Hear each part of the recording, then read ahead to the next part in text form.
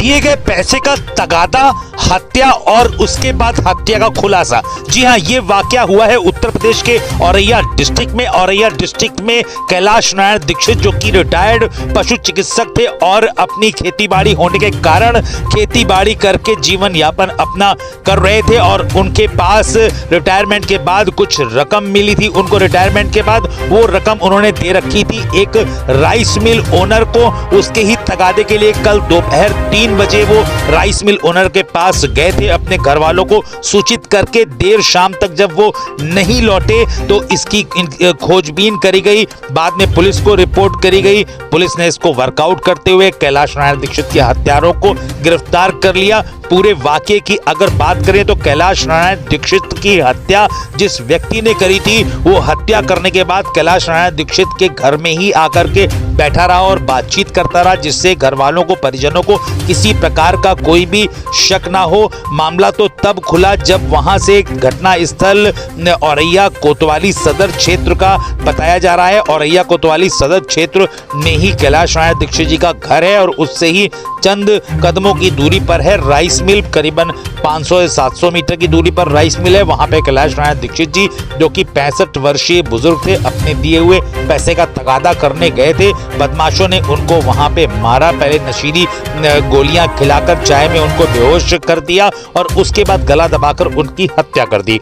फिर वहां से 7 किलोमीटर दूर सोंधे मऊ नामक एक गांव है, वहां पे सेंगर नदी है। सेंगर नदी के पास वो उस बुजुर्ग व्यक्ति का शव लेकर डालने के लिए गए। ग्रामीणों ने सूझबूझ दिखाते हुए गाड़ी का नंबर नोट कर लिया। बाद में पुलिस ने जब इस बात की तफ्तीश करी है तो उस गाड़ी नंबर से और राइस मिल ओनर की कड़ी जुड़ गई। रात भर कल औरैया डिस्ट्रिक्ट की पुलिस ने दबिश दी और कई आरोपियों को इसमें गिरफ्तार किया और उनको इंट्रोगेट किया और सारी घटना की जानकारी प्राप्त करी। आइए हम आपकी बात कराते हैं मृतक कैलाश नारायण दीक्षित जी के सुपुत्र विनय दीक्षित से, जो कि अभी शिक्षक हैं, अध्यापक हैं, सरकारी अध्यापक हैं, और साथ ही साथ सुनीति सिंह जो कि पुलिस अधीक्षक औरैया डिस्ट्रिक्ट हैं, वो क्या बता रही हैं इस मामले के बारे में। बड़ी खबर।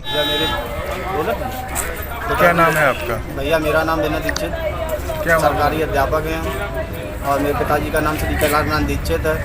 ये कुंवर बहादुर आगे जो बम्बा पे मील है, इन्होंने हमारे पिताजी से रुपये 25 लाख लिए थे जो इन्होंने कबूले हैं।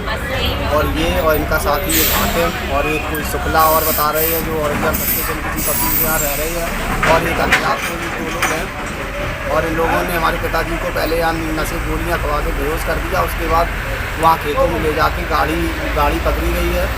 पुलिस वालों ने पीछा किया लेकिन वो पकड़ नहीं पाए। गाड़ी नंबर UP 79 AY 3056 है और इन लोगों ने उनको बड़ी निर्दयता से सिर में रॉड से मार के उन्होंने वासन कर दिया। कहाँ की घटना है ये घटना है सौंधे मऊ के पास, वहाँ बम्बा के पास। कुछ रुपए का लेन देन था? रुपयों का लेन देन था।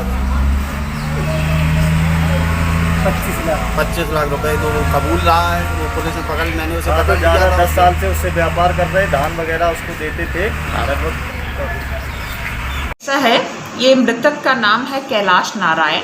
इनकी उम्र 65-70 साल की है। ये 3 बजे अपने घर से निकले और उसके बाद इनका फ़ोन तो रिंग हुआ, परिवारजन का कहना है, लेकिन वो उठा नहीं। अच्छा, इनका एहसास परिवार वालों को शाम को हुआ 5-6 बजे के आसपास, तो वो एक्टिव हुए, इनको जगह जगह ढूंढे।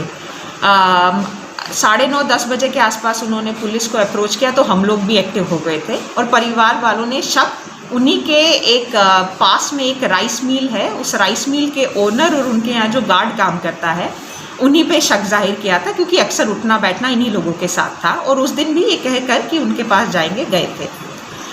उसी क्रम में मैं बताऊं कि साथ एक अलर्ट और होता है कि सोंधे मऊ गांव जो कि बहुत ही देहात की तरफ हमारे थाना दिव्यापुर में है, वहाँ एक गाड़ी किसी बुजुर्ग की डेड बॉडी फेंक कर निकलती है। तो गांव वालों ने बड़ी सूझबूझ दिखाकर गाड़ी का नंबर नोट कर लिया था। वहाँ जैसे दिव्यापुर पुलिस पहुंची, फ़ोटोज़ वगैरह एक्सचेंज हुई तो पता चला वो कैलाश नारायण जी की ही है। और जो गाड़ी है उसको हम ट्रेस करवा पा रहे हैं उसी राइस मिल ओनर से। तो चीज़ें ऐसे कड़ी से कड़ी जुड़ती चली गई। रात में ही हमने दबिश देकर कुछ लोगों को हिरासत में लिया है, जिनसे इंटेरोगेट करके लाभप्रद जानकारी भी मिली है और मृतक का कुछ सामान वगैरह भी हम बरामद करवा पाए हैं। अभी परिवारजन से एक तहरीर आई है, उसी के क्रम में जो आगे की विधिक कार्रवाई है, पोस्टमार्टम वगैरह की प्रक्रिया हम लोग करवा रहे हैं। शाम तक एक विस्तृत प्रेस कॉन्फ्रेंस हम इसमें करवाएंगे।